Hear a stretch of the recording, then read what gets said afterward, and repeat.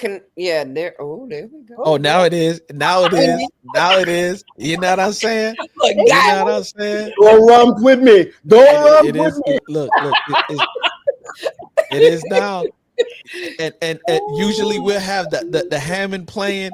You know what I'm saying? But I want to shout out everybody and welcome to another edition of Unscripted. Usually it's with Paul and Quest, but it's Paul and the gang tonight. You know what I'm saying?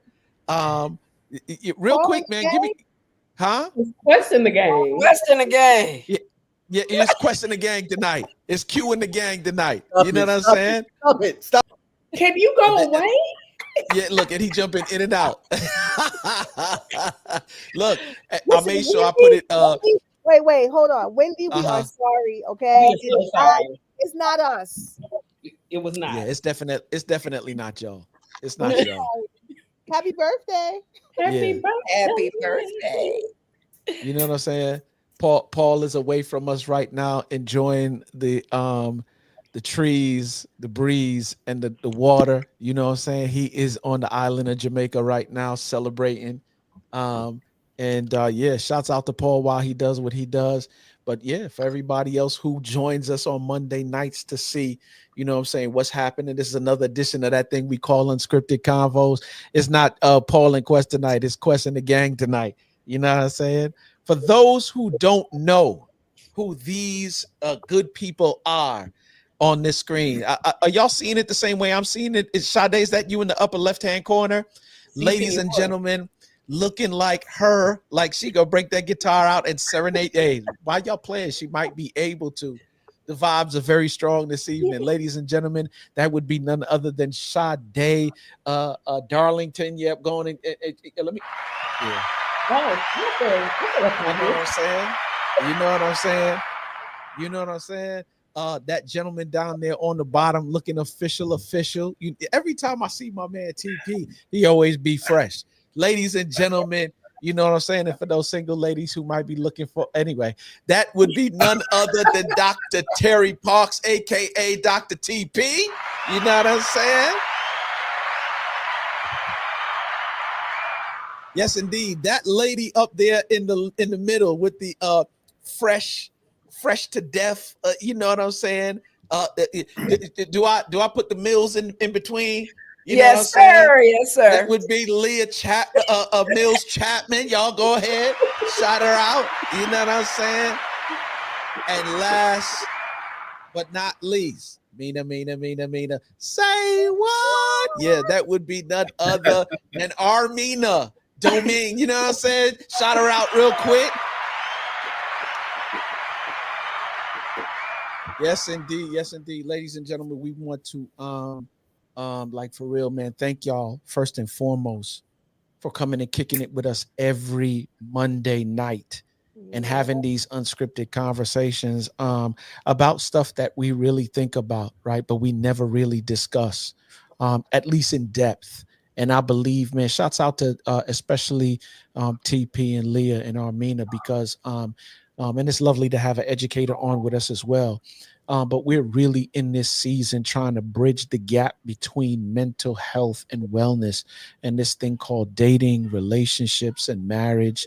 Like for real, man, before we jump off into the jump off, man, tell me how everybody's week has been. You know what I'm saying? What's the wins? Give me some wins. Tell me what the week is like. I'd like to report that somebody hacked my my PayPal account, hit me up for $25 3 times, came back and hit me again for 74, and then another 145. You know what I'm saying?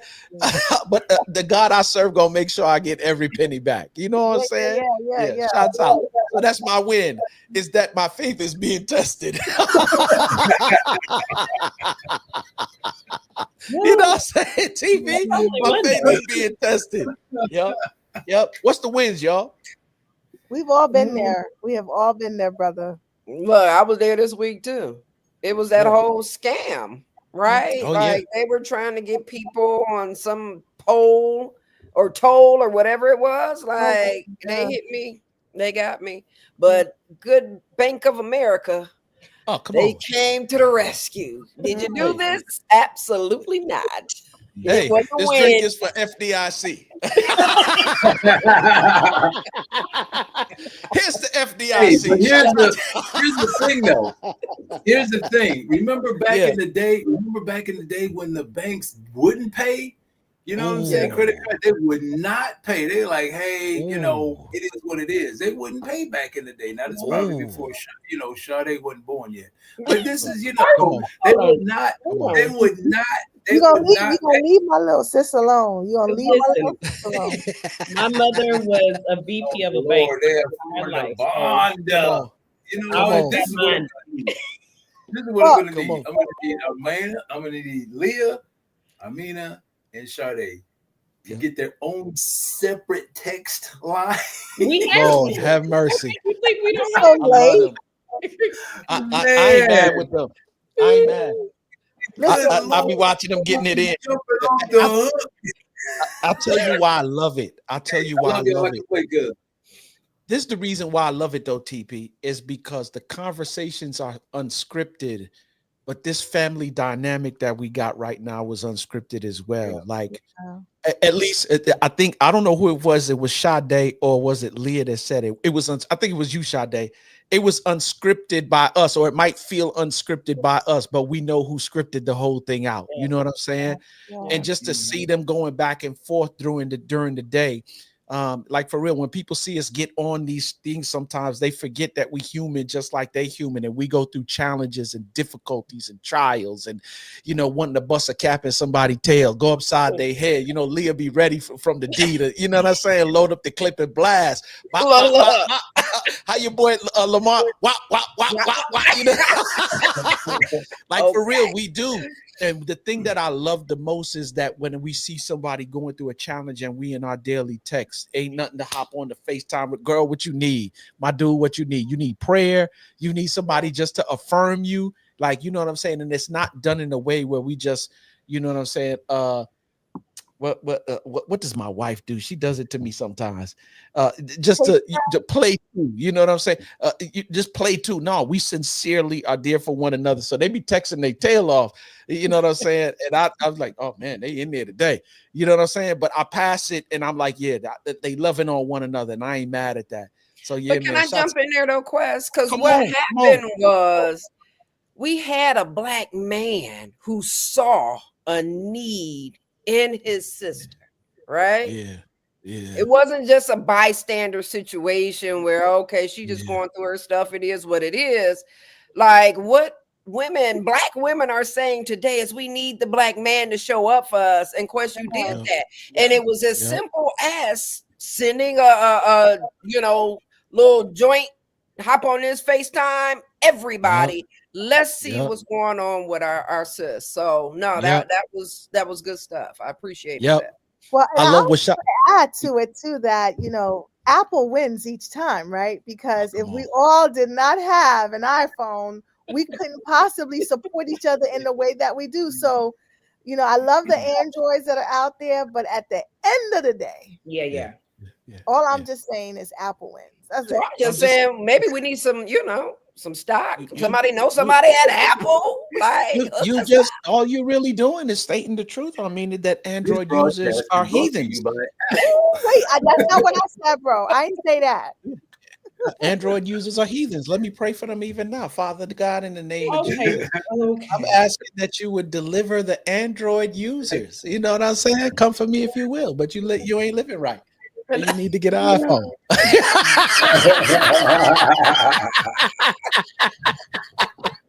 This is what happens when Paul is away. Very unscripted. Right. Oh yeah, you thought it was unscripted. Let's get back on track. While the cat's away. Oh, we definitely gonna play. Let's get back on track. We were talking about wins for the week. Okay, come on, get on the wins. The week just started, but when I tell you the sister is dog tired, like dog tired, but I just want to say my win is I'm still here. I'm still standing, I may be on the couch tonight. What? Oh, yeah. So that's two. That's three. Yeah. Well, I was piggybacking off of yours, Quest. So I'm Yep, gonna do come on. my own singular win. Come And on. I'm gonna start with the first day of the week, which was Sunday, right? Mhm. And I was wrapping up time with my boo thing. All right The now. husband, Boo thing. right? For Right. Valentine's Day Let me drink the boo weekend. things. Yep. Look, in the hot tub, Oh, wait, I wait, needed a little relaxation. wait. Amen. Amen.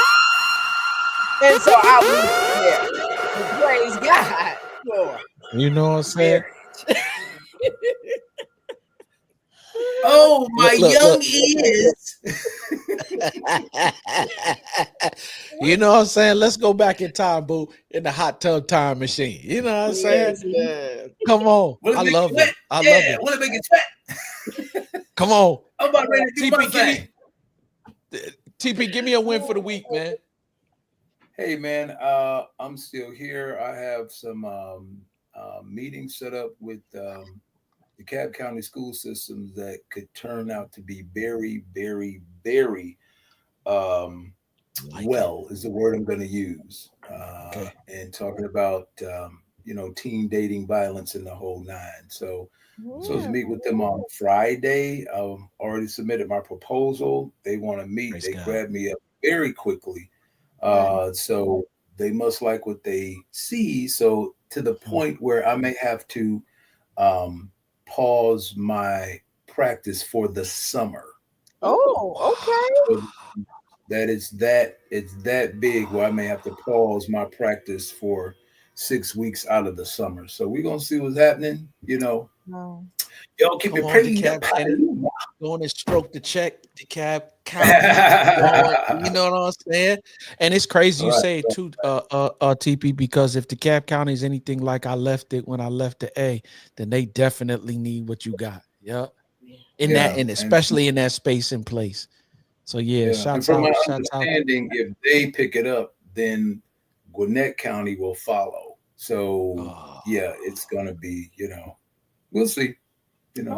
Hopefully that works out. Let's go. I love it. Terry, let us know if you need us to help you manage some of these contracts. I may need some contractors, but you got to be here. You got to be here for the summer. Come on. I could. I have vacation time. I could take vacation for the summer. Come on. Make it a workation. Okay. Yes, indeed. Right. I love it. Now, unless I can bring my whole family. That part. Oh, you can bring your family wherever you want. Oh, you talking about staying at my house? Oh, At the mansion, Terry. At the mansion, yes. At the mansion. At the mansion. Yeah. How many people in your family? Yes, indeed. How many people in your family are? I mean, how many people? 3. Her husband, and 4 now with the fur baby. Yes. I already got 2 fur babies, so one more like you know what I'm saying? Make it happen. They're cousins. They want to pay rent. Okay. They cousins. All right. They cousins. Dag. Well, I have all right, Sade. Give me one. Give me one for the week. Well, since Marvin is questioning my single life, Lord have mercy.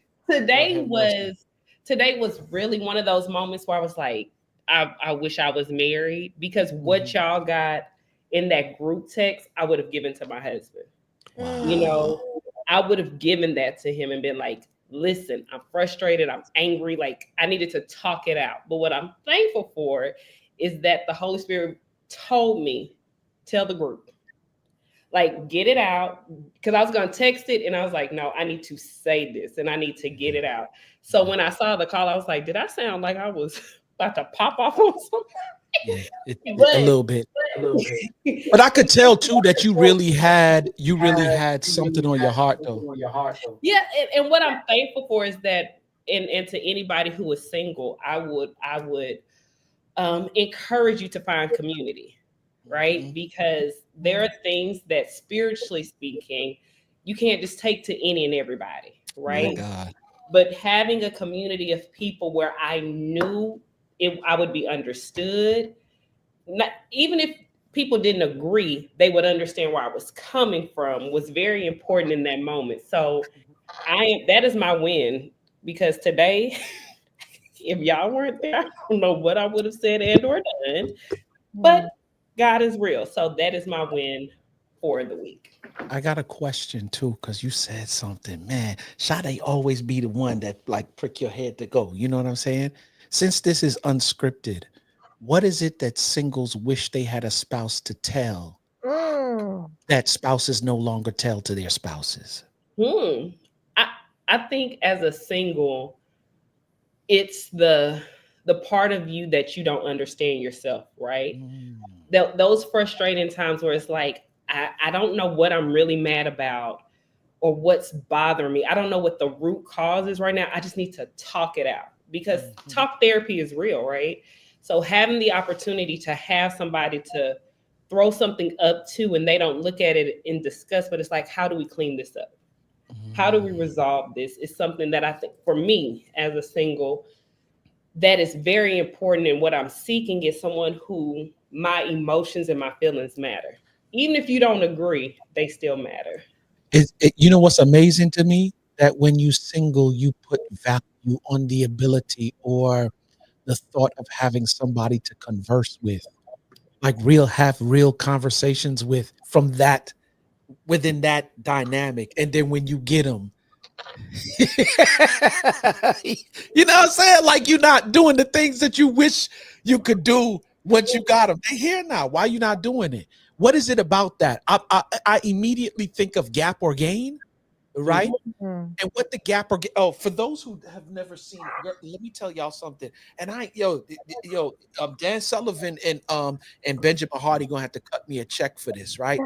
But this thing right here, if you haven't gotten this book, I encourage you to read it, right? Because what the gap or gain says is that when I'm in the gap, I'm always measuring myself against an idea, something that I don't currently have, right? And I'm always focused on what I don't have, such that he makes the relation between that kind of mindset that has crept through American culture for years, right? To the point where when Thomas Jefferson wrote the Declaration of Independence, he wrote life, liberty, and the pursuit of happiness, as if we don't already have happiness, or as if happiness is on the horizon. And it's created this culture or this dynamic or this mindset throughout decades, hundreds of years, right? Where we're always looking for what we don't have, right? When I get that amount of money, I'm going to. And when you get that amount of money, you don't even relish in that place and space long enough to enjoy it, right? That's living in the gap. Or when I get that husband, right?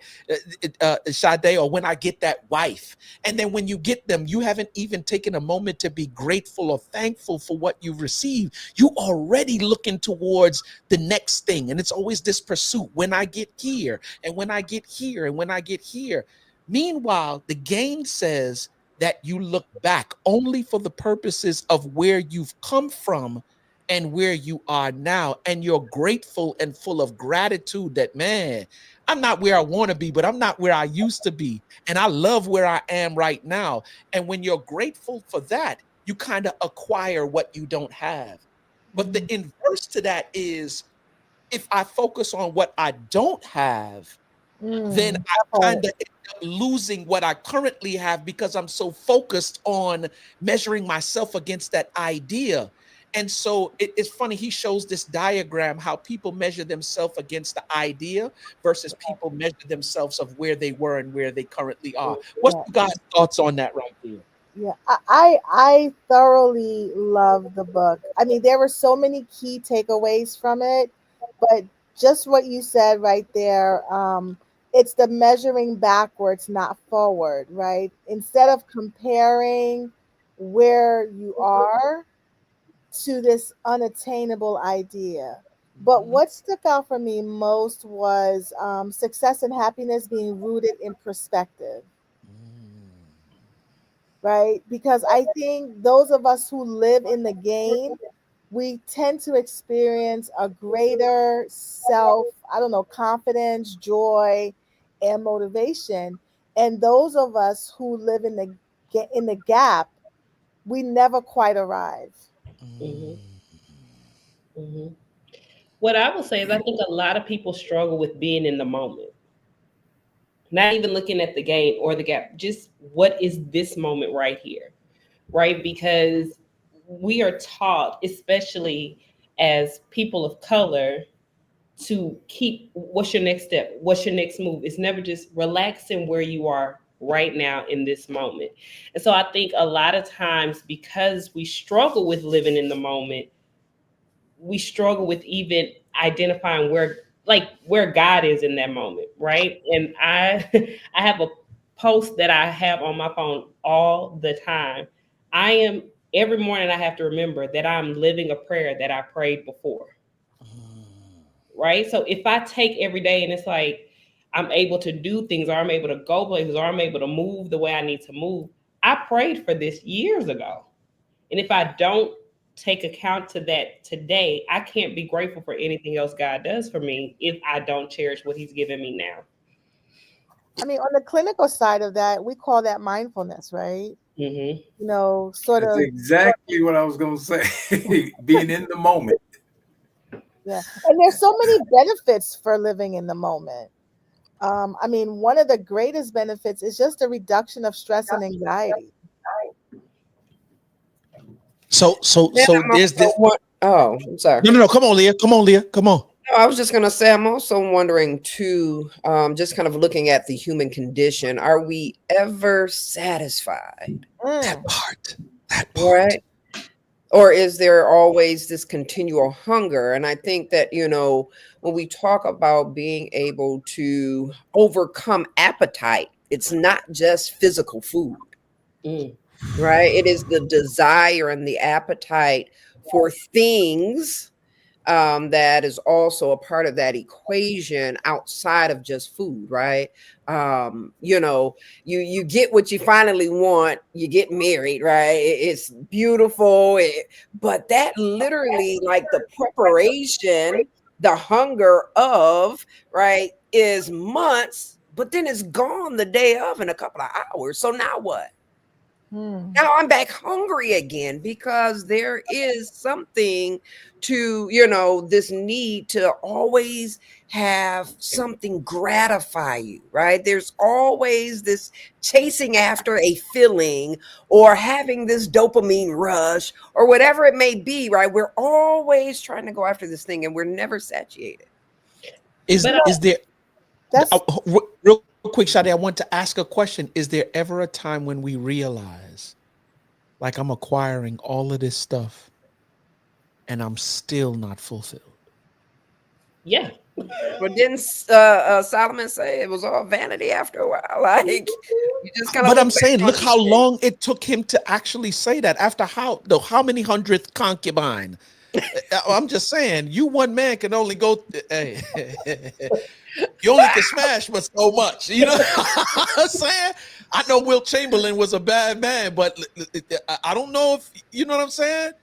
My man had a ready, accessible harem. You know what I'm saying? Look at P. Come on. Who the ball back in the cat? I know you couldn't stay away for too long. I know you couldn't stay away for too long.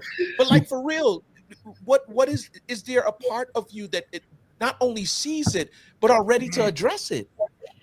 But I think that even transfers to when you get to a place spiritually, right?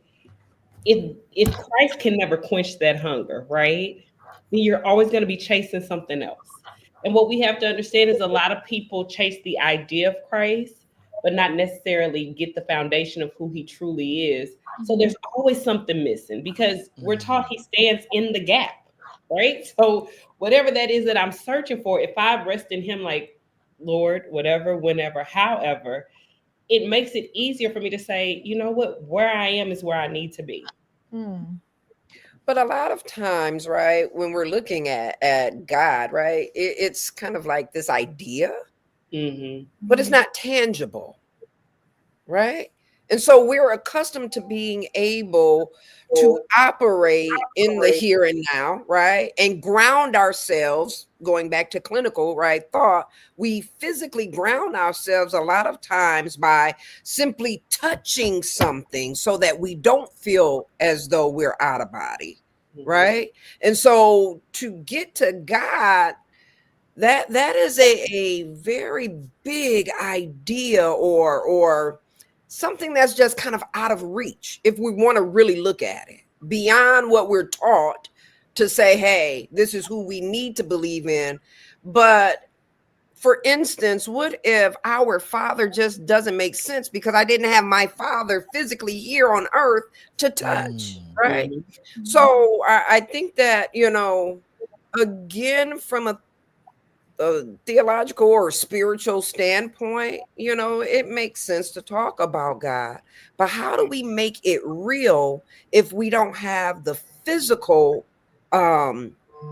examples to teach us how to then trust in what we can't touch?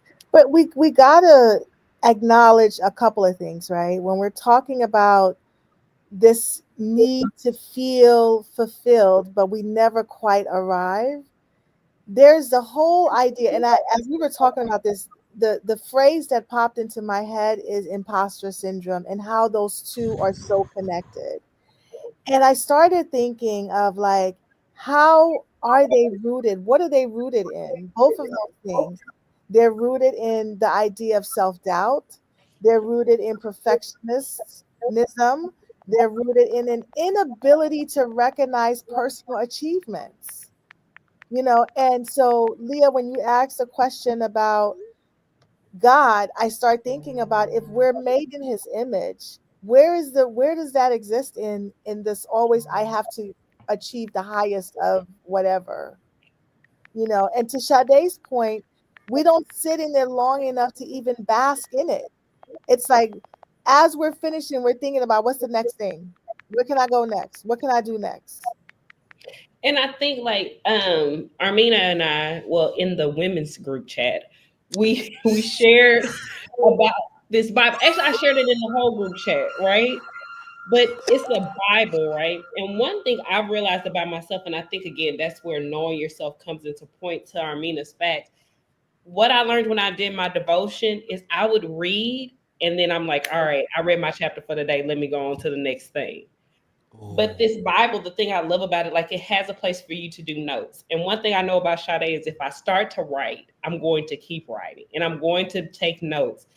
And what I've learned is that sometimes we have to change the method that we've been doing in order to get what it is that we really need. Right? Because me reading 2 chapters a day, I'm not going to say it's not making an impact, but what I know is, when I sit down and I start taking notes and I'm underlining and I'm highlighting and all of these things, it's going to stick better, because now I'm being active in my reading, and it's not just me. Okay. I don't think you need to breeze by that so quickly. I think what you're explaining is how to be transformed. You know what I'm saying? Because when most of us, because you said it earlier on, I'm not just reading it to say, yep, I read my chapter for the day. That's checking the box, right?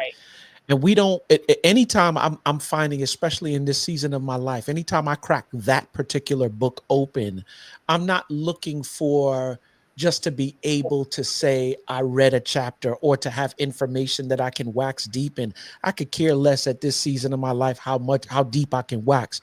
How can I live this out? How can my life benefit from this? How can I be transformed? Every time you open your Bible, you should be looking to be transformed. So the fact, Sade, that you sit there and you're writing and you're taking notes, the Bible is very clear.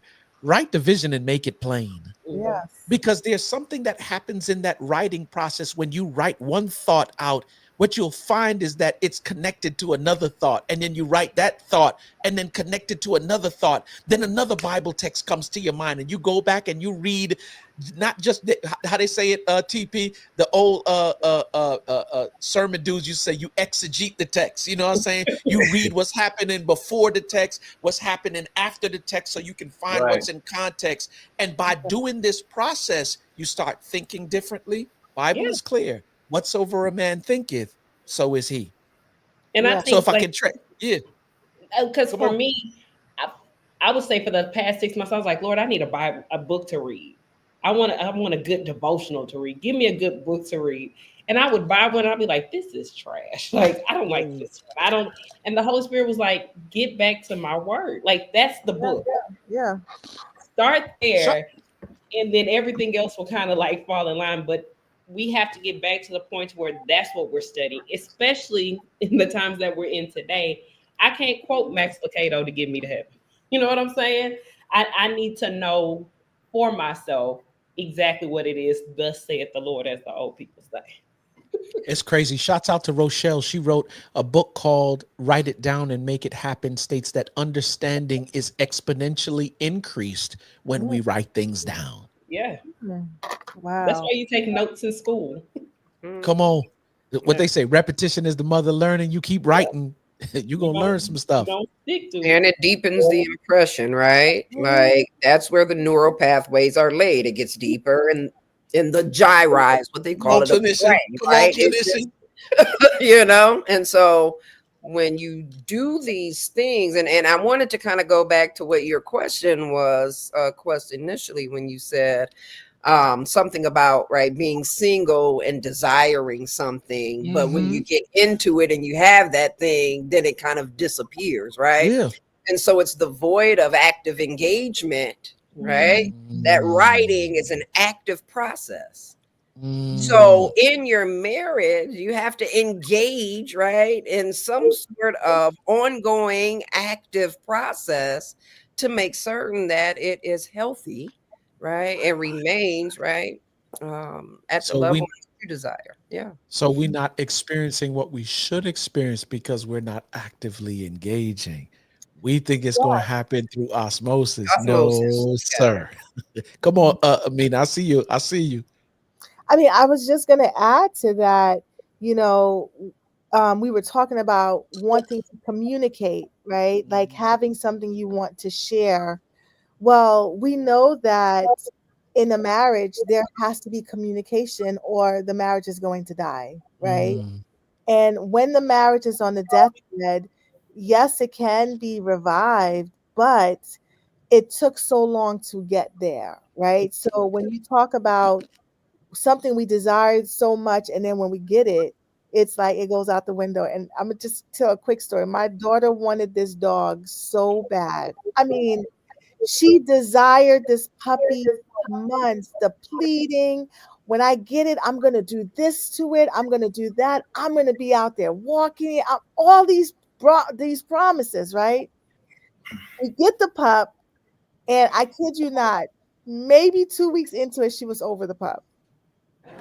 And part of why she was over the pup was because she had an expectation of the pup that the pup didn't meet. And so she was like, you know what, I'm done.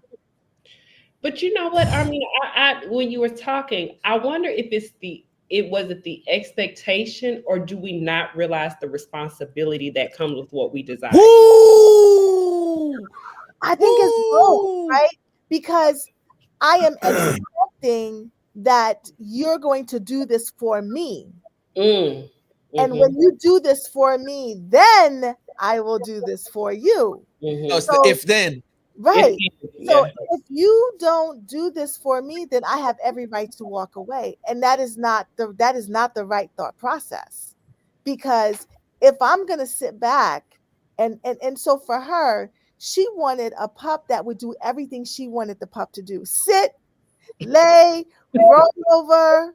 And the pup is like, yeah, no, I have a brain too. No, I'm not going to sit right now. Matter of fact, I'm going to nibble at you because I'm teething. And she's like, wait, what are we doing here?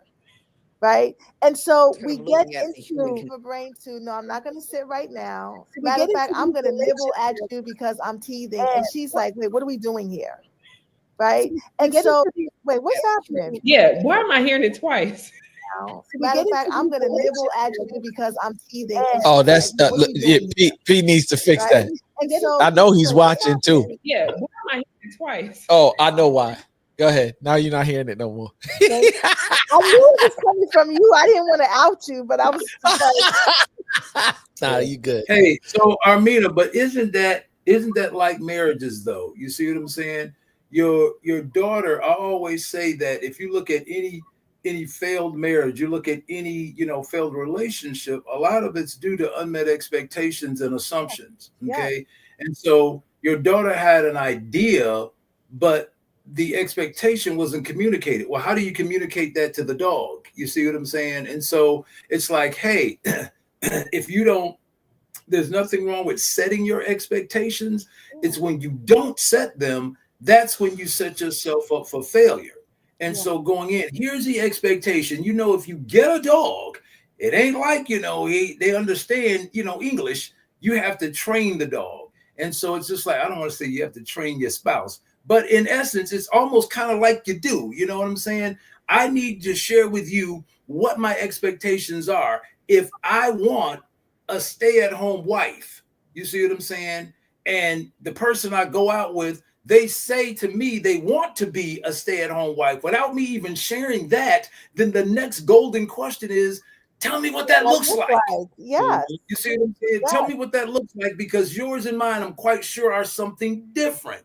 Exactly. And so you can set expectations as, guys, they always tell me, well, we talked about it. We talked about it. And I said, no, but what happened? What happened when you failed to meet the expectation? Did you go back and visit? You see what I'm saying? Did you go back and revisit the covenant? Right. No, you didn't.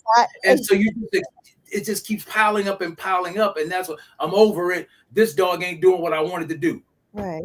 Well, and the thing is, who we were when we got married, we are not the same people even 2-3 years into the marriage. And when do we sit back at the table and talk about, like, yes, I know I said I wanted to do that stay-at-home wife thing, but I changed my mind. And oftentimes when we don't have those conversations, the difficult ones, we end up building resentment towards our spouse, and we don't get through that. So it's always going to go back to the point of renegotiating the covenant, sitting down and talking about what is still working, what isn't working, what do we need to get rid of, what do we need to keep, what do we need to add. I think part of what you're discussing too goes back to, because once you establish or you express or communicate what the expectations is, it goes to what Sade was talking about earlier on, is the assuming of the responsibility. You're agreeing to this, and you understand there's some responsibilities that come along with accepting what these expectations are. Oh yeah, I love it. I'm good. Yeah, I'm good. And then when the expectations hit you, you like, yeah, no, bro, it was a responsibility that came along with this, and now it's your fault because you accepted the expectations, said that you would, and now you're not doing that. Yeah. But I also think too is, I'm sorry, Sade, 1 second. The other thing too is about the unspoken expectation. It becomes an unfulfillment internally that we think once we get into this relationship that is this covenant, this long term, that those insecurities, all of those isms within me is going to end. But the reality of it is, it's going to go back to what you always say, Quest. If we don't do the work individually, we can't expect the person we're now with to do that for us. And marriage is more than just legal sex, okay? I just want to put that out there because I hear that so often. Like, I just want to have legal sex. Well, it is way much more than that. But isn't that what the church kind of, helped to shape us to believe, right? Like, marriage bed is not defiled. Right. You're going to burn in your sin, right? In your lust. Like, so the church actually helps to promote this manner of thinking. Mercy. Because they give you that information and don't give you everything within context. Because I want to be very clear. Sex before marriage will cloud your vision, especially when it comes to making decisions. So I'm not against it, but I want to give you the whole story. Mm-hmm. You should have it, and it should be mind-blowing, right? I always like to say that sex is the fire and marriage is the fireplace. You start that fire anywhere else, you bound to burn the place down. You know what I'm saying? So yeah, I'm a firm believer. TP, I heard you. No, I was just clearing my throat. I mean, I agree with you because, okay. If we want to keep it on the scriptural level, just imagine two people coming in that have never had sex. There's nothing to measure it by, so it's going to be mind-blowing. Like you said, it's going to be fire. But we go into that thing, man, you know, she don't do it like I do it. Well, he ain't doing it like this. Because we have already used, you see what I'm saying, the measurement by someone else. And so, yeah, when everybody coming in and everybody green, it'll be like, ooh, this is the best thing since sliced bread. But is that true, though? But Yeah. is that true? Because we got to look at it. Yes, Even if it you is. had sex outside of marriage, the very first time does not necessarily have to be mind-blowing. Let's be clear. It's just the fact that you had sex the first time. Well, it could be, yeah, and I agree with that. I agree with that. But what I'm saying is, you have two experienced people fumbling around, you know, kind of trying to figure things out. That can be kind of exciting. You know what I'm saying? You know, it's like, hey, but I think a lot of times when, you know, you're doing it behind closed doors and you're sneaking, whatever the case may be, and you know, somebody in there knows more than the other person for It you know can for the be most part. exciting or Somebody it can knows be something disappointing. more. And yeah, and it can be disappointing too. I know a lot of women you talk to, they're just like, man, it was horrible. My first time was horrible. And then you have some women that's like, hey, my first time was like mind blowing. It was, you know, whatever. So yeah. Anyway. Wow. Well, can I say this? I think at 38, right? I'll be 39 this year, single, unmarried, never married, no children. I think when it comes to expectations, my questions are a lot different than what they were 10 years ago. Because I have to think now where I am in life now, because my question now are, what are your expectations for our parents as they get older? It's not only about me and you anymore, right? Are you okay with my mom living with us if she has to? Or do you want your mom to live with, like, what are your expectations? And then I think what's frightening, and I will say, I typically date older gentlemen. So one thing that's scary, right, is we get married in January and in August, a life-changing occurrence happens in your health. We didn't talk about what are my expectations of you or what are your expectations of me. In his health or your health? Either way. Oh, okay. I just wanted to be clear on that. But if she likes to date older men, though, there's a chance, depending on who you're dating, in terms of being older, that he might have, you know, if he's in good shape, he's in good shape. You have a condition that she don't even know about. Sade, you might have to ask for some blood work. Like, listen. I asked for family mental health. Like, does anybody in your family have any diagnosis that I need to be made aware of? So they making a whole biopsychosocial assessment. I saw a post where a lady and her husband were driving on their way to the doctor. He was like, "Why you got to come to my doctor's appointment?" Because she's like, "I am going to ask the questions that you will not ask. Matter of fact, you don't even need to go. Just tell me when the appointment is, and I will go, and I will come back."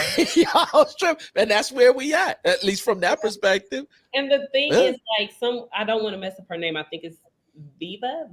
I don't know, but she said you don't have to be old to have a life-changing issue, and that's very true. Dr. Vivia.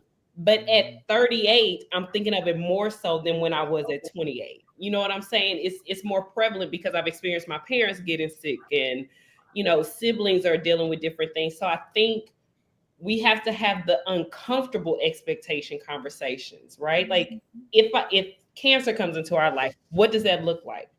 Now, I'm not saying we have to go through the whole diagnoses of everything, but we have to have those conversations of, what do our finances look like if one of us has to stop working? What does family life look like? And those conversations help shape exactly, are we really where we want to be, or do we need to go look elsewhere? But I will say this too. We are a group of people that are against checking the box. And as I listen to some of our conversations, it could seem as though we are checking the box on different things, and not everything is going to be uncovered in the moment. So what do we do when that occurs, right? Like, because there's going to be a time within the marriage where a monkey wrench gets thrown into the mix that neither people planned for. How do you manage that? What do you do? Mm-hmm. And Go I mean, back and to the covenant. Go back to the covenant. Those Come on. things that you promised or you said in the beginning, we need to revisit it. You see what I'm saying? Athletes do it all the time. Hey, man, we need to renegotiate my contract. We need to go revisit my contract if things are not going right. I don't call marriage a contract. I call it a covenant. Go back and revisit. Okay, wait a minute. We didn't talk about this in the beginning, or we talked about this, but something happened. So what did we say in the beginning? All of the stuff we said, the vows we said, that still remains. We still need to do that, or we need to adjust, adapt, modify, whatever we need to do. That's my answer. I think the covenant only takes care of the two people who are at the altar, not the people who can be influenced by those people, right? Say more. Wait. Slow down, because I'm gonna need you to say it one more time. Right. So when we think about the covenant, it's that's just between the two people that are at the altar. But we never think about the lifelines that come from that covenant, right? Pause for a minute. Can I just interject this piece right in there? Because I think sometimes we forget that when two people are getting married, two families are actually getting married. Yes. Yep, go ahead. And so I think about, I have a good friend who, she got married. Her and her husband were living their best life. 6 months into her marriage, her sister passed away and had 5 children. Ooh. She was the only sibling. And they Wait. What happened? She and her husband got married. 6 months into the marriage, her sister passed, left 5 children. They immediately became parents. He immediately became a father to children he had met once, right? And that's not something that we think about when we think about the covenant, because it's just me and you. And now I have to take into account what's important to you, what matters to you, what values do you hold, what have you already agreed to in your mind that we never think would really come up. And so I think better or worse doesn't cover that. exactly. I mean, it's better or worse. It's worse right now. Okay, let's work it out. Better or worse covers that. This is my opinion. Okay, because I was just about to ask, like, what happens when I have one idea of what better or worse is?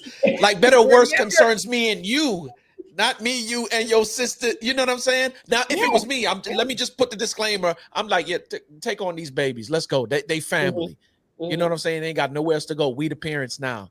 But what happens in those instances, though? You know what I'm saying, TP?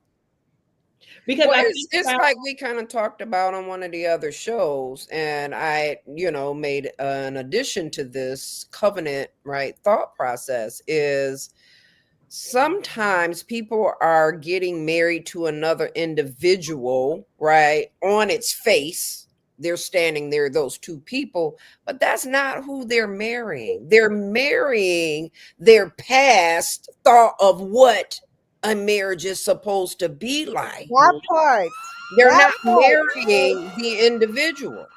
And so when these difficult times come, and yes, they go through repeating what the minister has said, right? In the moment, when those tough times come, it's easy to flee from it because they did not marry that person. I did not marry my first husband. Although we stood there, and when we got done, we looked at each other and said, what did we just do? Can I ask you this? Sure. You said you didn't marry your husband. No, did you marry the idea of who? I married forgiveness from God. Right? Yes. Can we just breathe on that for a minute? I just dive a little bit deeper there, because I believe it's a couple of people. Let it breathe on. Yeah, let it breathe. Let it breathe. That's an old hymn right there. Hands lifted high. Can you dive, Leah, into what that looks like? Because I believe it's a lot of people who made some mistakes, and now you in the good graces of what you think are in the good graces of God. But the truth of the matter is, He paid it years ago. Right. But because of how you think about who you are and how you relate to condemnation, you think that, please. And the truth of the matter is, hold on, go ahead. there's some of us in the back of the room that we don't catch on too quick. I'm one of those people, so I'm gonna need you to really unpack this nice and slow, okay? Yeah, Nice please. Because this, what you said, it can save somebody that's watching this right now. Ingrid That says is she heard a book title, by the way. That is about to make this very decision that you're about to talk to. So just unpack it a little slow, please. Thank you. Okay. All right. I'm gonna slow it down. Put it in, Mhm. slow-mo. So early years, right? I was pregnant out of wedlock. You was getting your And groove on? yeah, hey, I was look, anyway, don't take me back there. Don't take me back in my sin. Like I was a youngin', right? So the reality is that being raised right as a Christian young woman, one that desired to be married, desired to do it the right way, did not understand because yes, I was green, wound up with somebody, and we had a child together. The outcome of that was not the best as far as my emotional state. I wept many a night because I felt as though I sinned against God. Mm. Right? Pause for a moment. Yes. How did you get to that place in space? And were there any external inputs from that? Yeah, or pieces So, that played a role in you feeling that way? So I would say that, of course, in our young years, we're always having the inputs of our familial system, right? Like our beliefs are really shaped by our parents, right? And the environment that we're immersed in. So definitely that had an extreme influence on how I saw my life, right? Unfolding before my eyes. And so I don't think that the church really taught forgiveness of sin, right? But I was grabbing for it because I knew that I was out of the purview of what the Bible teaches and the church, right? The religion that I was a part of, which is Seventh-day Adventist. So because of that, my spirit was continually vexed. No matter physiologically, my body was satisfied, my spirit was not. And so for me, that's what kept me in a state of crying in the midnight hour. Like that is a real thing. My pillow was drenched in the midnight hour many a night because I felt that I was not in good and right relationship with the Lord. So fast forward, that relationship ends, right? And I get into, this next space of just kind of really being a single mom without the input of the father of my child at that time. And there was this guy that was introduced to me that was a part of my faith. I did not like this man. I'm being honest, right? This is what we talking about, hopefully helping someone. Yeah. I did not like him. I liked the idea of the fact that he was a Seventh-day Adventist. There it is. And the way we were conditioned, or I was conditioned, was Adventism was the salvation, not Jesus. Yes. Right? Slow down. Yeah, you got your foot on the gas. I just need you to slow down just a little bit. You waxing right now. Slow down, son. Who filling up with octane? Oh, anyway, I think the seminary is calling Leah to preach the word here, because I hear a book, and I hear a sermon. Ooh. I mean, and as I'm sitting here, there are so many people, I can't even say women. There are so many people who feel as though because I've done so much wrong, or even just one wrong thing, I have to prove to God that I'm worthy of his love. I have to prove that I'm worthy of forgiveness. And what act can I do to prove to him I'm a good person? I'm a good woman. I messed up, but I'm trying to be better. Go ahead, Leah. So I don't think- even know if I saw Oh. myself as a bad person. I Mm. just saw myself outside of God's will, Gotcha. right? Mhm. And so that was a desire of mine, right? From we to nothing, Leah is gonna make it to this kingdom hook or crook, Mhm. right? And so to rectify or undo the wrong that I had done, that marriage existed not because I wanted him, but I wanted Christ. Yeah. Yeah. Yeah. Here's the thing, too, I got the Leah. name of your book. I think was I don't want him, I want God. Nah. I want Jesus. I'm gonna write the. You gonna write my forward. Not I'm gonna write I, the but forward, Christ. Not You know I, what I but said? Christ. But I was here's the married to thing, though. forgiveness. How to navigate past mistakes in marriage, sex, and relationship. Come on. All right. Come on, But TP. here's the thing, though. Here's the thing, and I think as Sade was saying, because when you first said it, I knew exactly what you were talking about. I knew Man. exactly what you were talking about because Right. born SDA. You see what I'm saying? I'm the baby. I was the baby of the first 4 kids. My mother did not. My mother wasn't born SDA and the whole 9 or whatever, and so none of us were. But that's the only thing I remember as a kid growing up. And so I remember as a kid, I was like, man, I don't think nobody gonna make it to heaven. You know what I'm saying? Because it seems so hard.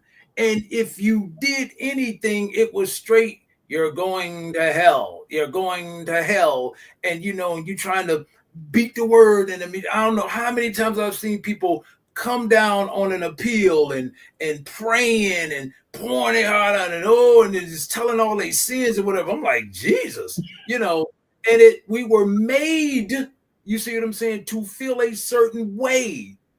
Now, where did that come from? Where did we get this from? All of this is from, our past when our ancestors were owned, and all it is to me is a tool to control. How can you say one thing but then do another? Yeah. It doesn't match up with what you're saying. And so as we get older and we study to show ourselves approved, and we start reading and we're not taking what was given to us, we're like, whoa. Wait a minute, that's not what that means. Y'all taking that out of context. Remember what we said before? It was exegesis, hermeneutics, those two different things. You know what I'm saying? Nobody does that. One is where you are taking that scripture and looking at how it was applied back then. Hermeneutics is how we take that same scripture and apply it to our lives today. Nobody does that. Because if we read, what is it? I think Deuteronomy 25, stone a rebellious son. Me and Quest ain't here. You see what I'm saying? We going to jail. Because we stoned it. And so everything was taken literally. And it's like, well, no. Wait a minute. Hold on. So I get it when you say, I was trying to, be forgiven in the Lamb's book of life. I wanted to be up here with the lambs, not the goats. And, all of that stuff that is told to us. And you're like, well, hey, and you find it so hard. Like, I remember like and you guys may feel this way. I think we talked about it. You always knew, no matter where you were, it was Sabbath. You always knew. Yes. And if you did something, you felt like, oh God, I'm going to hell. I got to pray that, oh my God, you just felt so horrible inside. And you're like, that ain't how it should be. That's not how it should be. And I totally applaud you for that, because there's so many people who did things in the church, to try to, you hear one thing, you can't earn your way into heaven. Well, wait a minute, okay, we doing all of this stuff. Is that not earning? I mean, what are we trying to do? No. It gets so, and you look at when it was written, who wrote it, who actually wrote it, and who inserted lines and everything, and who put stuff where you're like, wait a minute. And here's the thing too, T, is it goes back to what Sade was saying, for me at least, right? Is when we get into these covenants, right, with individuals, and they don't necessarily know that they're really not even truly a part of the covenant, that they are a caricature for the, right, the optics of it. that then there's other individuals that are harmed in the process, right? So you then have offsprings. I've had to apologize to my child because the reality was, yes, you were born in, a marital situation, but your mother was never really with your father. Wow. Well, yeah, I have a quick question. Yes. Yeah, because that's a lot. So, whenever or however you came to the idea of divorcing, right? It was the hardest thing on earth. Do you hear me? I'm talking weeping and gnashing of teeth because that same belief system that was infused in me for having a child out of wedlock is the same belief system that said the only way you can divorce is under these circumstances. Right. Either they die or, right, they commit infidelity, right? And when I tell you that I searched the scriptures diligently to be able to find a justification for my removal, y'all don't understand how deep that thing was. Turmoil on the inside of me.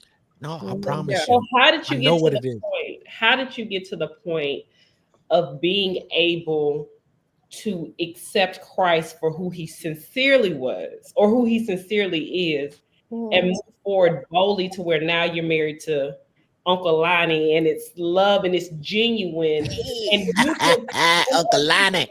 You can even accept the love and forgiveness of Christ fully now, right? So how did you get here? The Lord sat me down for about 14 years. Ooh, mercy. Because he realized that I didn't know. Leah. Leah. Huh? You don't get to say that and just keep rolling. It's like rolling to the stop sign. Immediately, my mind starts to think about his ways are not our ways and his thoughts are not our thoughts. Because you think you can come to conclusion in 6 months, a year, if you're halfway decent thinking. Truth to be told, some of us think microwave and God is like, baby, this is crock pot. That's not where my mind went. 14 years. Can you keep unpacking? Yeah.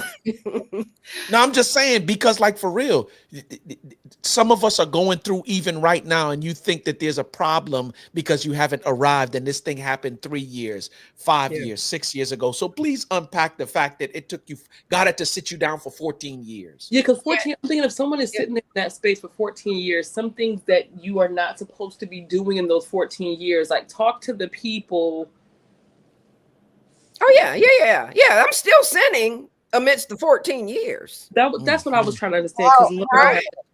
Yeah, because when I got divorced, anyway, go ahead. Because you said right. I mean, like, be real, right? Right. Because you're human, and now you have experienced some things that your body craves, and now you are saying, hey, look, again, I'm still fighting and battling in my flesh. And God knew that. And he stopped me from being able to make another egregious mistake. And he sat me down for 14 years and said, Leah, you need some growth and development. Because if not, you're going to do, right, potentially the same exact thing. You need to know that I love you, that I provide for you, right? I love your children no matter what. So, yeah, it was a whole process. So then at the age of 40, I was able to then reconnect with someone that I went to college with that I never had any sort of, nothing with. And we were more of like minds. The spirit of who he was, genuine. And we would always say a kindred spirit, right? And he would always say to me, Leah, let's take the road less traveled. But people are traveling marriage every day. Yes. So why was it a road less traveled? And so I asked him that. He said, because I chose you. He then exemplified a Christ. He got that from Robert Frost. Huh? He got that from Robert Frost. Yeah, it was Robert Frost. That's his boy. No, for real. But when I asked him, why are we traveling this road less traveled when we're looking at marriage is something that people are doing every day?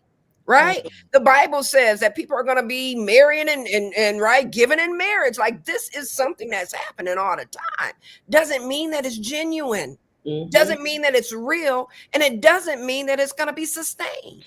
Wait, Leah, hold on. Let me ask you this question, Leah. No, wait, guys, hold on one Hold second. on, Mina was there. Okay. I don't want you to give it all tonight because we have Sunday coming.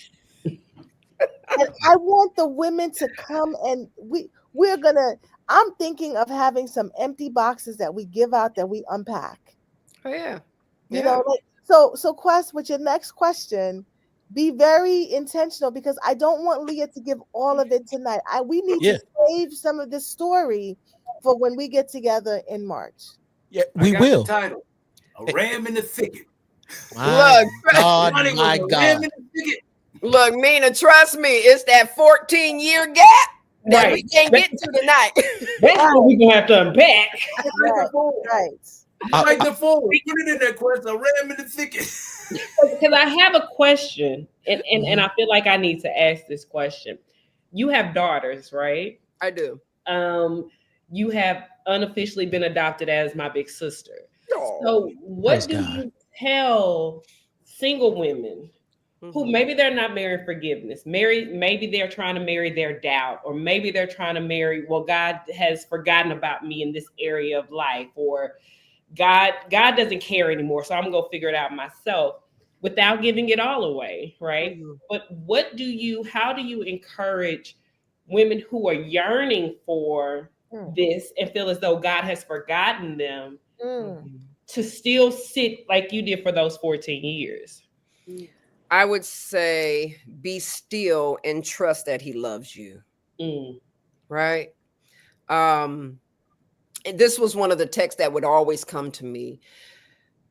And I don't know it verbatim, but it speaks to, if he takes care of the lilies of the field, right? And the birds of the air, how much more would he take care of you, right? And so he knows the desires that we have. He gets it. This is innately in us to be sexual beings, right? So he get it, right? Trust the process. As we talked about last week, where we're looking at, our core values and whether or not they can change. And last week I made a statement of, we can rush ahead of our values. And that's what I did. I moved ahead of my core values, and I found myself wrapped up all up in this quandary. And so he had to take me through a journey to get me back to who I was developed to be. So trust the process, slow down, be still, and know that he got you. I think part of the hard part of this process is we are currently living in a microwave society that we want things now. I mean, if I don't want to wait for my Amazon package, I can go to the store and probably find what I need today because I don't want to wait for it. Although it might be cheaper if I order it online. But you know why you don't want to wait? Why? Because you fear that something is going to happen in transit. Yes. Right. Or it's the idea of I'm in control. Which then speaks to the fear of something is going to happen. So I'm going to have control of the narrative so that from beginning to end, I'm in charge of how this thing works out. And undisciplined. Undisciplined. Like, why can't we wait? Or why didn't we plan better? So now we don't have to hurry up and do this right now. What I want to tell, because Ingrid just said, and please tell the church to stop nagging older women. You dressed up. Who is he? You smiling. Why are you smiling so much? When are you getting married? And I was literally just about to say, one thing I had to grow into and be spiritually mature to do is be around married women. Because being single around married women will frustrate you to your core in a way I cannot explain. I used to say, ma'am, if you've been married for 10 years, you don't know my struggle. you don't know what it feels like. And I tell people, in my family, I am the first woman to be 38, single with no children in my entire lineage. So in my family, there's no one that looks like me, right? But what I had to learn was God does not say it's going to be the exact same thing, but experiences are experiences. Right. And so it takes spiritual maturity to sit with someone who has what you desire and listen to what they had to go through to get what you want. Because everybody's picture isn't pretty. Oh, yeah. And a lot of times as singles, we look at married people like, y'all got it all together. Y'all love each other. But that is, we had talked about this a couple of weeks ago, right? That is the perception looking from your lens. Right. You know, because unless you are a fly in the wall with me for 24/7, you know, I could fake the funk for X amount of hours. It's like that good bra we talked about where I can't wait to get home and just snatch that thing off. And I've been holding it together all day. Hey guys, this is where I leave. Them prongs is separated. Them prongs is stretched. You on the third row. Right. Look, it's the cup. It's the cup, Terry. It's the cup. The sports cup. No, but come on, Sade, Terry, take it off your for the men. point, Come on. It's interesting to hear a single person. Can dig it. I like a good bra. It's interesting to hear that point of thing.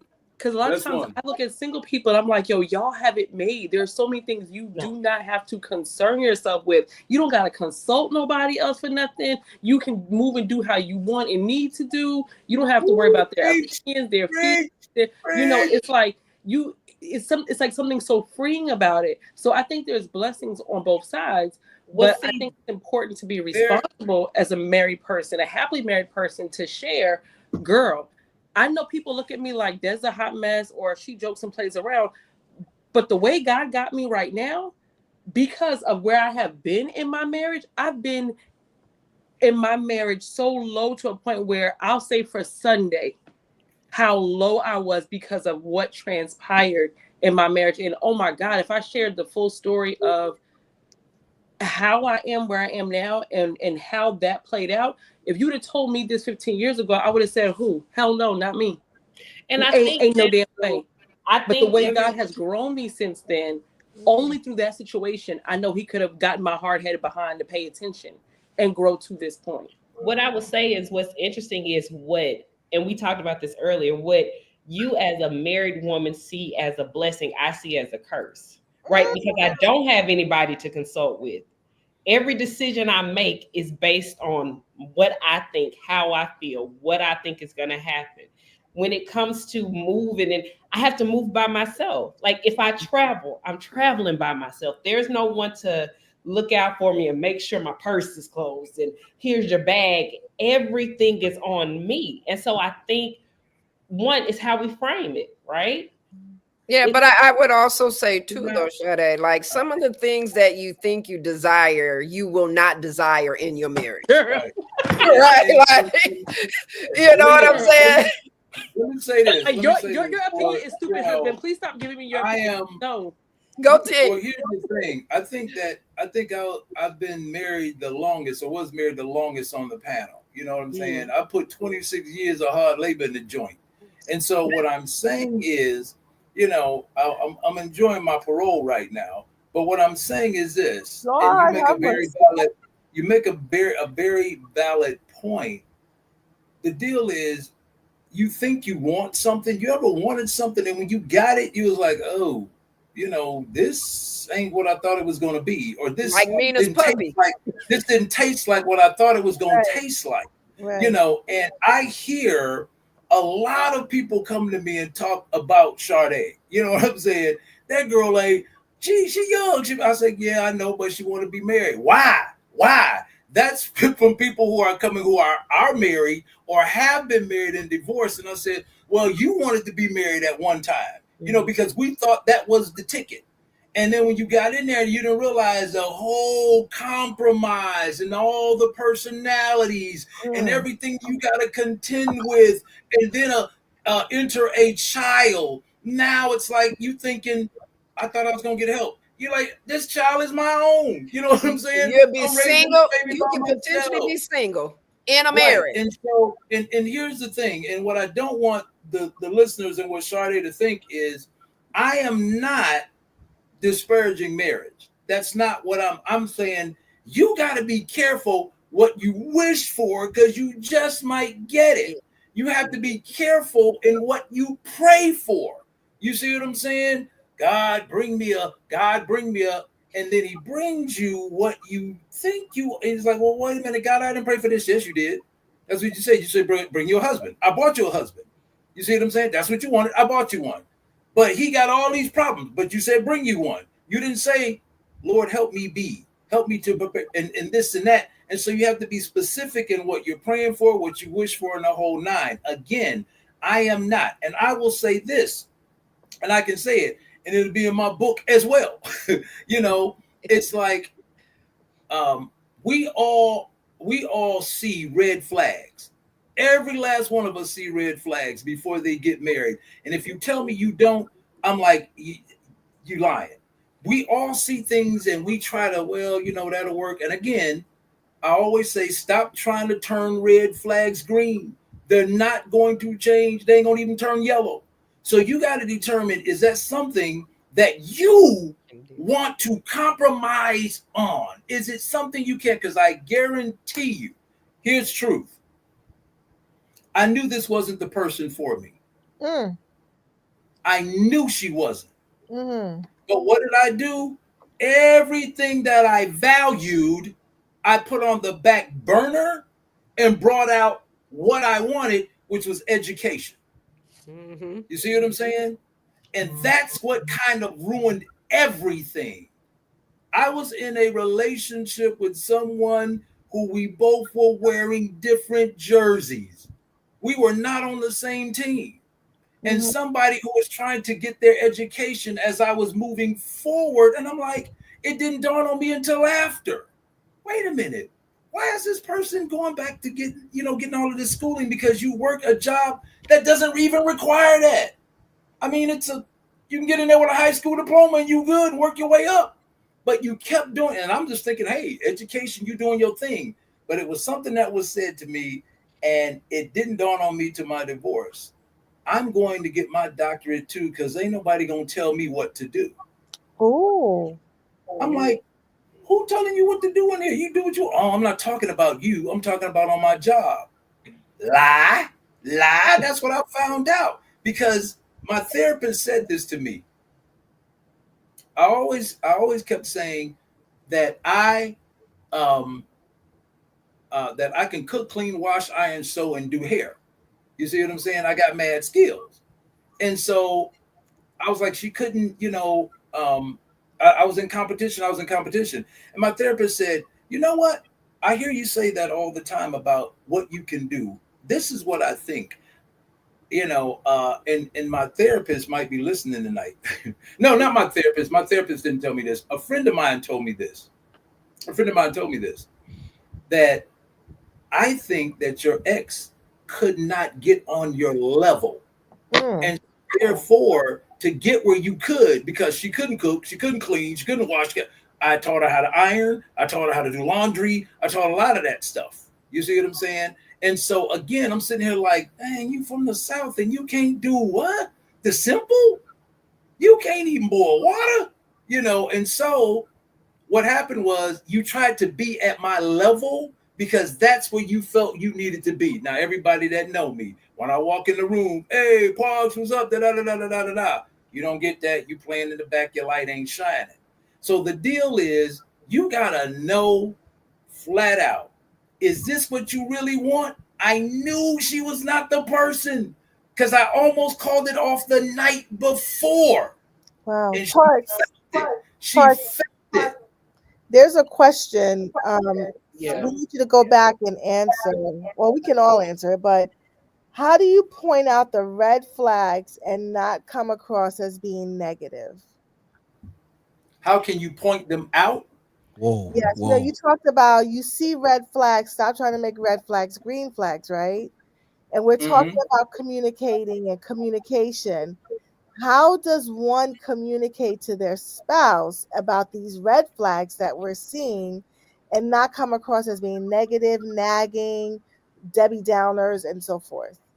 And it's open to so you're talking about so now you're talking about you're in the marriage. Because I'm saying right, that's what I was going to say. I'm saying dating before.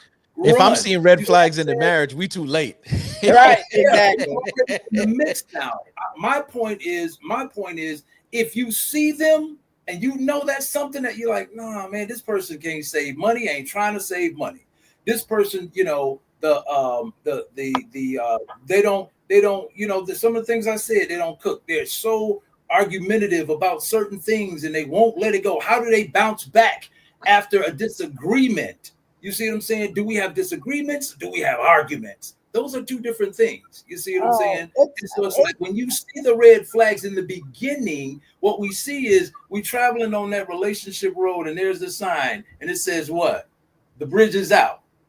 And you say, well, you know, we kind of argue, we'll be all right. Then you keep going, it says what? Hey, we said the bridge is out, but you keep going anyway. And then the last sign said proceed at your own risk. And then what you do is you try to make it across that bridge, but then you fall short. And now you're here in front of everybody saying, I do, but you saw all the signs. And then have you ever heard this? Well, you knew how I was before you met me. So I don't know why you think I'm going to change now. Yeah, So but sometimes these red flags. She said Ingrid clarified that it's in the dating process. So can I say, as a single, right? What I've realized is what a red flag for me is not a red flag for everybody. Absolutely. So some things I don't need to point out. Now I've had a gentleman say, Sade, like, why? Like for me, if I meet a guy, he says, well, I don't know if I want marriage. Red flag, I'm out. By flag on play. I'm not, baby, we too old to be just trying to let things grow organically, plant a garden and have a good day. Right? That's a red flag for me.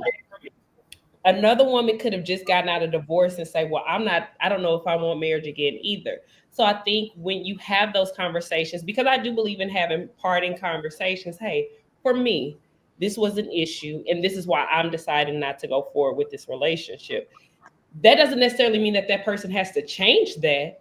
It just didn't work for me. So I think there's a difference in if you're trying to continue with the person, because as he said, red flags are not going to change. Mm-hmm. So you're going to continue having those same conversations. So my boy,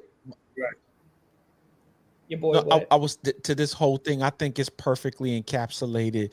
My boy Toby Nwigwe got a song out, right? And so he starts the song off and the song says, I want to save you, but I'm not your God. I want to heal you, but that's not my job. I want to pick you up off the ground and lift you higher. I want to save you, yeah, but I'm not your God. And so sometimes when we're talking about what we're talking about right now, that's the kind of mindset that we need to embrace. Number one, am I healthy enough where I'm not dependent on nobody else to heal me, save me, or be my God? That's number one. Right? Remember what we said. This always starts out with foundation. And Sade, this is the reason why I love you as an individual, because you really do exemplify what it means to work on me first before I eat. Not to say that we ain't searching, because we searching and you're stabilized. You'll never be perfect. None of us will ever be perfect, but you want to be stabilized enough to know what you want and don't want in relationship. Because when I got to take the focus on who I'm supposed to be off of you, right? I mean, off of me and put it on you, then I'm neglecting who I need to be to you. Does that make sense? You know what I'm saying? Is there a reality that sometimes we can have unrealistic expectations that will never be met in a relationship or in a marriage, and you will be by yourself forever and ever, amen? Or you manipulate somebody to marry you, or you'll manipulate somebody to marry you and make their ruin their life. And sometimes things manifest themselves differently than we anticipated. You don't really know exactly what things look like all the time until it actually happens. My husband and I have similar parents in the sense of Southern background, Southern roots. Mom stayed home, took care of the house. Dad went out and worked, right? But when we were dating, we seemed like we had more of a progressive kind of view where we did have established gender roles, but both wanted to have careers, both wanted to be career people, blah, blah, blah. So I had the understanding of we would do whatever we needed to do to make sure we got everything done. That we turned to me really right quick when the kids started coming. Right. And it was, no. I will do whatever it takes outside. So now that manifested itself a little differently because it's like, should I have known? Yeah, but that wasn't the conversation we had. That wasn't really the understanding we had, but it manifested itself in the very traditional way. So now here we are. Yep. So here's the thing to Desiree's point, and I guess what we're all saying is the grass is not always greener on the other side, even with Christ in it. Because some of the things that you envy me for being married, I envy you for being single. Yes, serious. When we say I do, and everybody goes home, the party is over, guess what? We now have to really put this work in that we just said in front of all these people that we were going to do. Right. And on my best day, I am still not the best wife. Just like on my best day, I am the worst sinner ever. Right? So if marriage represents this relationship that I hold with Christ, then guess what? I am forever in the front row of this university of my husband, getting to know him because I'm just not going to get it right all the time. And I think it goes back to go ahead, Sha. Because what I can say is whenever I get married, right? Because of this group, I have women I can go to and be like, okay, so I thought I wanted this Negro to talk to me about everything. Really, I don't care what he thinks, what he says, how he feels. This is what I'm doing. But how do I maneuver this as a godly wife, right? I can eat my words and say, that's not, nope, thought I wanted it, but I don't. But Leah, how do I approach this in a way to where I don't offend him as my husband? Mina, how do I do this and not raise hell in our household because I don't agree? Dan's like, how do I take a step back? So what I, again, will encourage all single women, only because I have this group can I say, community is vital to any relationship, right? And setting up a community that you trust fully to say, listen, this ain't the day. That's the key. You got to look at who you have in your community. You really got to look at who you have in your community. And I wanted to go back real quick, Quest. Amina asked a question, but we never got to answer it. Okay. And we talked about this a while ago, Amina. You said, how do you point out red flags? You see what I'm saying? And Quest said, if we married and it's red flags, we in trouble. You know what I'm saying? Because we done already said I do. But let's just say you're in it. Okay. And I said this, a couple of weeks ago. It was like, you go to the person and say, hey, can we have a conversation? And it's like, yeah, sure. What's going on? Are you happy in this? How are you? Are we good? Is there some things that you want to discuss with me or whatever, or you can even write them a letter and say, hey, you know what? I'd like to have a conversation with you tonight, and such and such. Oh, okay. Well, you wrote me a letter. What's going on? Don't ever do anything over the phone. Don't ever do anything, do it face to face and just say, well, I have some concerns. What are your concerns? And then make sure you start with, maybe I don't, when you take accountability, maybe I'm not doing some of the things that, I said in the beginning. Is there something that we're missing here? And then when you take accountability, then you can go ahead and say to that person, well, there's some things I've noticed about us. Always put us in it. It's always us. We're not clicking like we used to, or, the things we said in the beginning that we kind of, help me understand. Maybe it's something I'm not doing. And you take responsibility for your behavior in the relationship, even though you may not, even though it ain't you, you still want to be like, hey, I want to, oh yeah, you know what, I was feeling that way too. And, I didn't know if it was me or you or what was going on, because nothing will, if you up front and honest and you open up that dialogue, you never know what you'll get. because that other person could be feeling that too, but don't want to say anything because they're trying to keep peace in the valley. And, you know, I don't want to argue tonight because I want to get me some. And if I make a man, she ain't gonna give me none, you know, whatever the case may be. So you want to, you know, have the conversation. That's what guys think about. See, look at Sade. I'm telling you, that's what guys think about. You know what I'm saying? But can I add a different dynamic to that? I'm sorry. Was that the bell? Yeah, that was the bell. That's the bell. I'm just checking it. I'm just checking if that was the bell. Here's the reason why I got to ring it now, because I know P likes to get us out of here by 11. He's in Jamaica and he's running things in the background and going back and forth. And I want to sit him nice for Wendy slit all our throats, right? I want to say this in closing, and then I'm gonna let everybody else close, but we got to make sure we get everybody this information. Sade, I firmly believe that if I thought like you as a single before I got married the first time, I would have never been married. I would have never been married. But here's the flip side to that. I think God knew the intricacies of who I was as an individual, the things that I saw as well as the things that I didn't see, and his end result. It's funny how hindsight is 2020. I know without a shadow of a doubt that God took me down through that valley, right?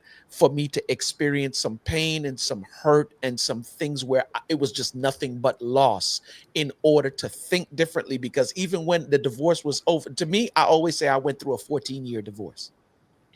I wanted to just cut the ties and just leave. And every turn I turned, like she was like there looking, what way can I inflict new pain on this dude? You feel me? But everything that I went through taught me and allowed me to, because I promise you, hey, your plane lands at 9, my game just rewind. You know what I'm saying? Like during that seat, you know what I'm saying? But I learned some things along the way, even to the point when me and Faith got married. I listened differently because we were smashing in the beginning, and God whispered in my ear, "You gonna mess it up again." And I had to tell her, listen here, I love you, and I don't want to mess this up. We got something good here. And she was like, and I was like, we gotta stop. We gotta stop. You speaking French now? What you mean we gotta stop? Sarah said we. She like, yeah, she's like, no, we don't. Right. No, sweetheart. But I got her to the place where she understood that, okay, I respect it because I know what you're trying to do. And I trust your leadership. But married in 2003, divorced in 2005, versus walking into 14 years blissfully. I ain't telling you we don't have problems, but it's not what we face, but how we face it. So I want to tell everybody this, whether you're dating, whether you're in relationship, whether you're in marriage, from shaky to good, from good to great, ultimately what we want is phenomenal dating relationships, phenomenal marriages. But guess what? That stuff don't just happen. It takes work. So do the work internally first. And then, you can navigate through all the other stuff. And I'll see everybody at Phenomenal. I want to thank the whole gang. Cause y'all Negroes, when y'all get up here, boy, I'm talking about that. Every time I see a P, I'm like, them my dog. You feel me? You know what, Quest? Marriage for everybody on here, marriage is the hardest job you ever gonna do. The hardest job. That is the hardest job you're gonna ever do. It is hard. It is work. And you, like Quest was saying, and I said a couple of weeks ago, you have to be willing and not willful. You gotta be willing and not willful. It is hard work to swallow the ego, the everything, and be like, all right. I was waiting for the parenting part because I'm sitting over here like being a mama. We gonna touch it because I'm a grandfather at 51. Something ain't right with that math. I'm just telling y'all right now. But listen, guys, let me just tell everybody real quick. I just dropped the link inside. I think Sade dropped it again on in the link as well. This is the official link. That link right there. I need y'all to do me a favor this week. Post this conversation tonight right? Or share this conversation with whatever platform you on. Facebook, you want to share it from YouTube because we're streaming in all those places. Do me a favor, share this conversation tonight, but not only share this conversation, share this link below. From February 28th to March 2nd, we are doing the Unscripted Conversations live and in person. Where? It's going down in Maryland. You want to find out where? Click that link. All the information is there. I want to let y'all know a couple of things. Friday is men only, no women, right? Saturday morning, you're going to get to see this, what we do here on Facebook, live and direct with all these beautiful people in the room, right? And then in the evening, it's going to be a discussion with all of us together, Q&A session and everything. So the morning half, you get to see this. In the evening half, you get to talk. We get to talk amongst each other, right? I want to put a disclaimer out there. We will be filming the evening. There will be disclaimers for you to sign to allow us to use your likeness, your face in these cuts. Now, we ain't putting nobody business out there, right? But we will be taking clips from the evening to create content for. That's Friday and that's Saturday. On Sunday morning, women only, no men allowed. That lovely lady up there, Sade Darlington, that other lovely lady over there, that Leah Mills Chapman, you know what I'm saying? And my homie Mina, she will be in the building, and y'all are going to come empty but leave filled. I'm telling you, if you miss out on this event, you missed out. Here's why. This is the first event that we're doing, and it's free. Now, don't say I didn't tell you to register, because the next one, I'm telling you, you're going to have to come off that cheese for it. You feel me? That guap coming out your pocket. Why? Because we giving you, as my man Wallow and what's the name would say, I'm talking about $1 million worth of game. Do you know what people pay for this kind of information? We got 3 clinicians, not 1, not 2, 3 clinicians in the building, right? Dr. TP, Mina, Leah, all 3 of those are clinicians. You got an educator in the building. When you talk about the parenting and all that stuff, she gonna be there to be commenting it from a school perspective, education perspective, not to mention she's a dope single. We got a pastor in the building. I dare to say that. I'm not saying it because he's my homie. He's one of the illest pastors on the East Coast. You feel me? And you got your boy who's a marriage coach. If you don't come to this event and you miss out, then doggone it, you missed out. Don't say I didn't tell you. So run and tell a friend and tell a friend and tell a friend that all roads lead to Maryland. You want to find out where? Click the link. February 28th to March 2nd. It's your boy Quest and the gang, and then Pastor P, and yeah, be in there. I'm telling y'all, do me a favor. Men, register for Friday and Saturday. Women, register for Saturday and Sunday. Whatever you do, be in the building. That's all I'm telling you. The link is there. I know that there have been some discrepancies with the link. That's the official link. What's up, Mina? I see you. I was just singing "Be in the Building." Yeah, that's it. Like wade in the water. I was like, "Be in the building." I'm telling you, you're gonna see your boy in rare formats. Oh Jesus! Pray church. I'm bringing all of Brooklyn on my back. Now let me stop. Can I just say this? Yeah. This event is for any and everyone that is willing to learn how to do this thing called relationship right. Yeah. This is not for Adventists. This is not for SDAs. This is not for Baptists. This is for every single person. Yeah. Feel me? Feel me? Well, listen, everyone. I want to thank everyone for coming out tonight and joining us. You know what? I can't wait. You sound worn out. I want to thank y'all for your tenacity. What happened? I'm hearing slurs. Like let's get this inspiring. Come on, you got it. I'm so glad that Des came on. Like she co-hosted for me. Come on. She never tried to come on. With that sweater jacket joint she got on. This sweater jacket. Okay. Is that an OU? OU University. Where'd you get that from? That joint is a Retro College. Oh, is that your design? Is that your design? No, that's Retro College. It's a gentleman that's in Huntsville that does Oakwood. The HBCOU guy. Yes. He makes those in blue and yellow. Hot to death. Hot to death. I gotta get mine. That's hot. That's hot right there. Yeah, let me break out the some UNC. AU Can you make a UNC one for me? University. I just need to make a UNC for me. If he could, You mean you know the what I'm Harvard saying? of all SDA colleges and universities? Nobody cares Lord about have that. mercy. Lord have Say the mercy. Harvard? I need y'all to be in the building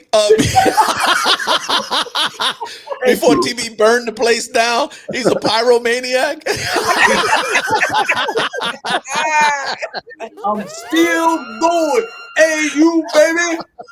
Cut off his mic. Just cut off. Yeah. Thank you. All right, so we talk to the peoples, man. Remember, we're gonna come where you together from again is on Thursday. bad. This is our gang. We're gonna come together again on Thursday just to go through a couple of things. And for those who what we're asking for, I'm gonna tell you right now what we're asking for. When you come, just get prepared to give, not for Sabbath, but to give a liberal offering to what we're doing. Those who want to give, we're gonna show you how to give, just so that this will be this is free. So we're paying for this. So we want to get as much back in our pockets as we're giving out. And one of the things I just want to show everyone. Tell them to come. Tell them to come relax too. Don't come there in no 3-piece suit. No, relax. no, don't do that. Don't do that. My church is really open like that. Yeah, dress down. Yeah, and another thing is, I think it's really important that maybe next week we're gonna talk about fasting. Maybe 2 days before we get up and do this thing, we're gonna fast together. What is Quest doing? Man. It's time. You know what I'm saying? Wrap it up. I'm scared now. All right, family. For those who are online, we'll see you again. Thanks for joining us, man. And we'll see you in 2 weeks. We'll see you in 2 weeks. Peace. Next week. Hey. This week. Hey. Come on. Let me. Can I do it the pastoral way? Pastoral go 2 weeks. Yeah, 2 weeks. do the pastoral way. You know I see you in 2. That's what's going. Yeah, that's what's going down that weekend. When you got that iPhone, that good iPhone. That's when you got that iPhone. You know what I'm saying? Android need. Tell them, Peter, Android users need deliverance in Jesus' name. Amen. In Jesus' name. All right, y'all. Peace out, y'all. Peace out, y'all. Good night. Good night. Good night.